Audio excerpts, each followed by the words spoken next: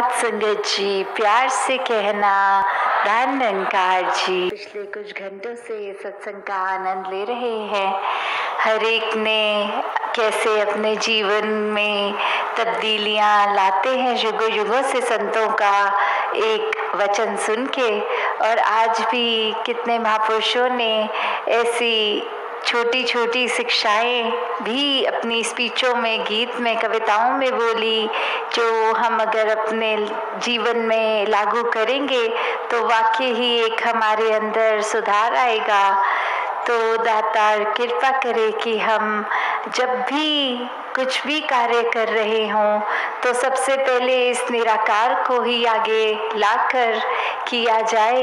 तो ही ये परमात्मा जब तक याद रहता है तो कोई कार्य फिर खराब नहीं होता। कोई हमसे अनजाने में कोई ऐसी बात नहीं होती जो हमारे लिए भी पीड़ादायक है और दूसरे के लिए भी। तो जब दुनिया में ये आते हैं तो हम ये उद्देश्य से कि संसार में हमने जहाँ पालन पोषण अपना और परिवार का तो करना ही होता है, साथ ही जो सबसे इम्पोर्टेंट बात कि अगर हम यही सोच लें कि जीवन में हमारा काम ही सिर्फ सोना जागना खाना पीना इत्यादि है, तो ये कार्य के लिए ह्यूमन लाइफ सिर्फ नहीं है।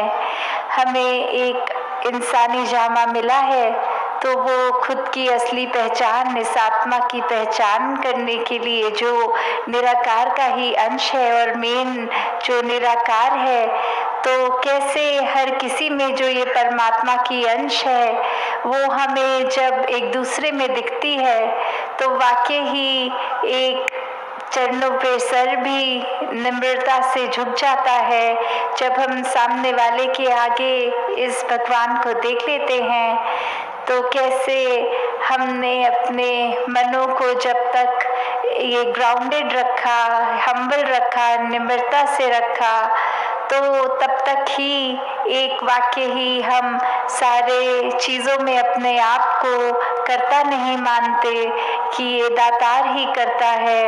और अहंकार को अपने ऊपर हावी नहीं होने देते। तो कैसे हम जब भी कोई भी कार्य करें तो उसमें अगर छोटी से छोटी चीज़ का भी उदाहरण अगर ले ले कि अक्सर एक अगर हमने कुछ भी भोजन रूप ही किसी को घर बुला के उनके आगे परोस दिया तो कोशिश यही रहती है कि अच्छे बर्तन हो, एक घर में उस समय साफ सफाई पूरी हो। तो उस तरह भी अगर हम सोचें कि ये तो हमारे लिए भगवान घर आ रहे हैं तो हमने ये सेवा रूप किया, पर अगर हमारा मकसद ही ये रह जाए कि जो आए वो देखें कि हमारी प्लेटें कितनी सुंदर हैं, हमारी एक घर में शो पीस पड़े कितने सुंदर हैं, अगर वो भाव ही दिखावे का रह जाता है तो फिर वो सेवा नहीं रह जाती।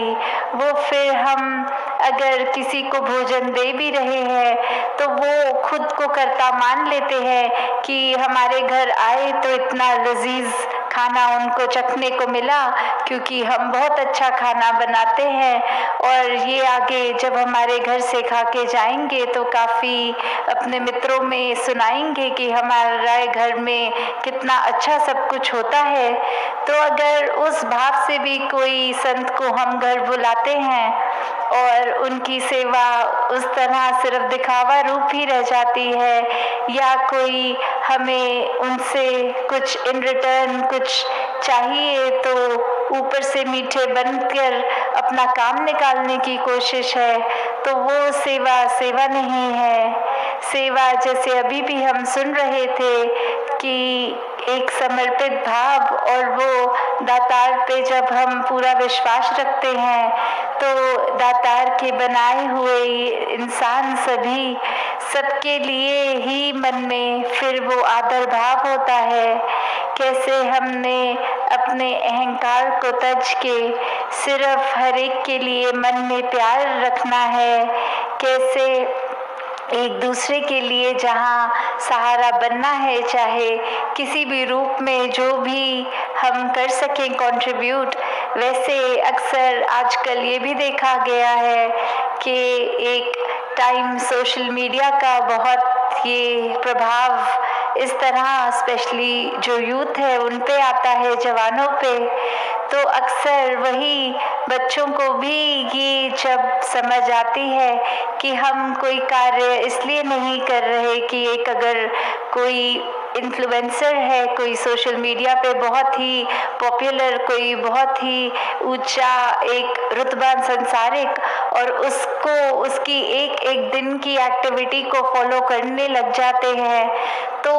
फिर वो अगर सोचा जाए कि हम ऐसा क्यों कर रहे हैं, अगर तो कुछ बहुत अच्छी शिक्षा मिल रही है ऐसा करने से, तो वो भी मुबारक है कि हर दिन कुछ अच्छा ही सीख रहे हैं। पर अगर वो भी एक अंधाधुंध बात हो गई कि एक भेड़ चाल में लगे हुए हैं कि ये बहुत ही एक पॉपुलर इंसान है, तो हम भी इसको फॉलो करें ताकि दोस्त मित्रों के आगे वो बात रहे कि हम ऐसा कर रहे हैं तो वाहवाही होगी। तो ऐसा अगर हम अपने आप में, ये दातार ने हमें चेतनता दी है, तो भी कैसे हम देखें कि किसी ने कोई कार्य किया, वो पहले समझा जाए कि वो कार्य अच्छा है कि नहीं, और यदि अच्छा है तो मुबारक है वो कार्य को अपनाना, अपनी ज़िंदगी में लागू करके संसार तक वो अच्छाई, वो सोच पहुंचाना। पर अगर वो कार्य ऐसा है जो दुखदाई हो, किसी को उससे पीड़ा हो, किसी के सेंटिमेंट्स हर्ट हो,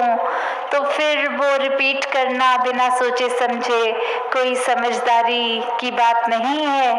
तो ऐसे ही अगर हम देखें कि अक्सर हम एक क्रिया की तरह ही अक्सर एक दूसरे से मीठा बोलने लग जाते हैं कि फ़ोन उठाया तो हेलो ठीक है जी, ठीक जी, और इस तरह से अच्छी बात करने लग जाते हैं। हालांकि मन में हमें होता है कि बस एक काम है, ये पूछ के एक बस बात करनी है, और ये भूमिका की तरह हम ऑटो पायलट मोड में ये कुछ रटे रटाए जो हर रोज़मर्रा की बात होती है वो कर देते हैं। तो जब तक एक मन से, भाव से अच्छाई फील करते हुए दूसरे तक वो नहीं आ रही बात, तो सिर्फ उसको अपने शब्दों पर रटन की तरह कि जब फ़ोन बजेगा तो हेलो बोलना ही है, तो वो भी बात एक अगर सोचा जाए तो हम ये क्यों कर रहे हैं। तो हर चीज़ जो दातार ने चेतनता बख्शी है, हम अगर सोचें तो बस वही कार्य को अपनाना है। दुनिया ने तो हर तरह के कार्य करते जाना है, हर तरह की बातें बोलनी है, तो हम सिर्फ वो बातें ही अपनाएं जो संत मति के अनुसार है। तो हर किसी को जहाँ दातार ने ये एक समझ दी है, और इस निराकार ने ये मनुष्य जन्म ही इंसान का चुना है जिसमें एक दातार को, इस परमात्मा को जाना जा सकता है। तो ये अगर हम ब्रह्म ज्ञान द्वारा इस निराकार को जान लेते हैं तो ही एक आगे से भक्ति भरा जीवन निभा पाएंगे। क्योंकि भक्ति अगर करते चले जा रहे हैं इस दातार को बिना जाने, तो भी उसमें फिर वो समझ उस तरह नहीं बसी होती। तो कैसे अपनी भक्ति को चाहे हम कहीं भी आस्था रखते हों, उस जगह पे भी जिस तरह कर रहे हैं, तो फिर वो भजन सिर्फ रटन ना हो, वो समझ की पूरी बात उसको एक आस्था में डाला जाए। तो दातार कृपा करे जहाँ हर किसी को ये जज्बा सेवा का, सुमिरन का, सत्संग का रहे, वहाँ मन में अहंकार की बात नहीं आए कि हम इतनी अच्छी सेवा कर रहे हैं, हमसे अच्छा तो कोई ऐसा सेवा कर ही नहीं सकता। तो अगर हम स्वयं को ही कर्ता मान लेते हैं तो वो बात हमारी ही नादानी है, क्योंकि हमें तो अपना ही अगले पल का नहीं पता। तो ये दातार ही सब करन कराने वाला है। और अगर हम श्रद्धा, भक्ति, विश्वास जैसे आज बार बार सुन भी रहे थे, ये 3 शब्द सिर्फ शब्द नहीं हैं। मन में जब एक श्रद्धा भाव, ये विश्वास का आता है, तो ही ये भक्ति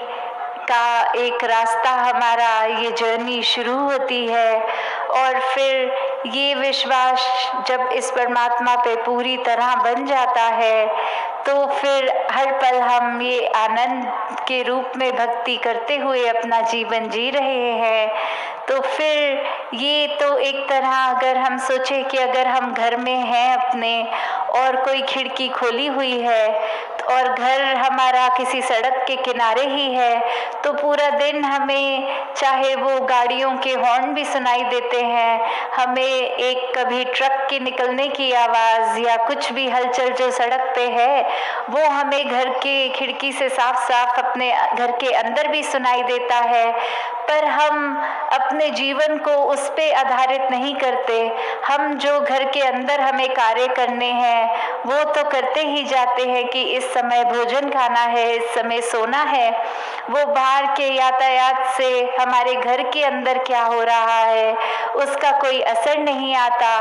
इसी तरह एक भक्त भी जब आनंद रूप में भक्ति कर रहा है, आनंद की अवस्था में है, फिर चाहे ये आउटर ये लाइफ में हमारे क्या हो रहा है, दुख है सुख है, तो ये आनंद की अवस्था तो ये दुख सुख से ऊपर है। तो वो प्रभाव उस तरह संत कभी भी अपने मन में नहीं लेता। कोई भी घटना है तो बस हर घटना में जब इस दातार को शामिल कर लेते हैं